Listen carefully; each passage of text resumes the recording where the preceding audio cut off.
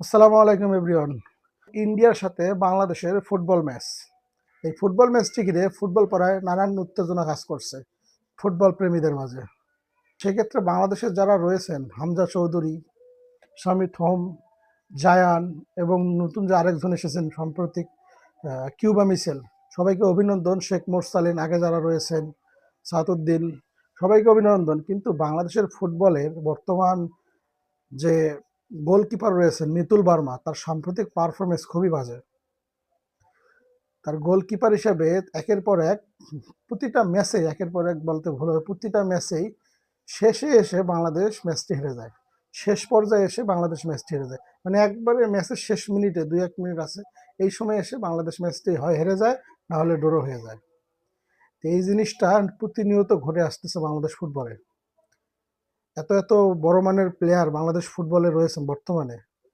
ইন্ডিয়ার চাইতে বর্তমানে বাংলাদেশ মার্কেট ভ্যালুর দিক দিয়ে অনেক উপরে।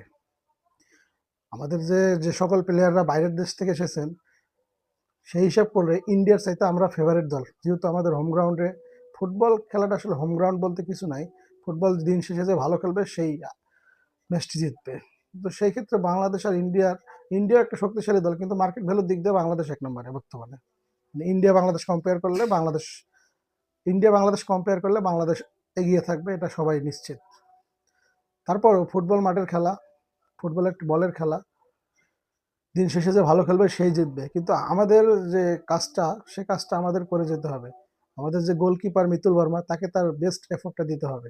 সে যদি তার বেস্ট এফোর্টটা দিতে না পারে, একের পর এক আক্রমণ আসবে। ফুটবলে আক্রমণের খেলা, আক্রমণ আসবে, কিন্তু এই আক্রমণ যদি সেভ না করতে পারে, আক্রমণ যদি প্রতিরোধ করতে না পারে মিতুল বর্মা, সে অনেকদিন ধরে বাংলাদেশ জাতীয় ফুটবল দলের সাথে রয়েছেন, সে যদি ক্যারি করতে না পারেন ওই জায়গাটায়, গোলকিপার একটা দলের গোলকিপার, ইন্টারন্যাশনাল দলের গোলকিপার, আপনি জাতীয় দলে খেলেন, সে যদি এত বাজে পারফরমেন্স করে, একের পর এক লাস্ট মুমেন্টে এসে বাংলাদেশ ম্যাচটি হেরে যায় অথবা ড্র হয়, দিনের পর দিন যদি এরকম ঘটে থাকে দিনের পর দিন যদি এরকম ঘটে থাকে, তাহলে তো আসলে দিনের পর দিন ঘটার কারণে যদি ফুটবলের উন্নতি নয়, এত বাইরের দেশ থেকে এত এত ভালো প্লেয়ার বাংলাদেশ ফুটবলে খেলছেন, বাফুফের উচিত, আমাদের যে আগের গোলকিপার ছিলেন আনিসুর রহমান জিকু, সে যে দলের বাইরে কেন সেটা আমি জানি না।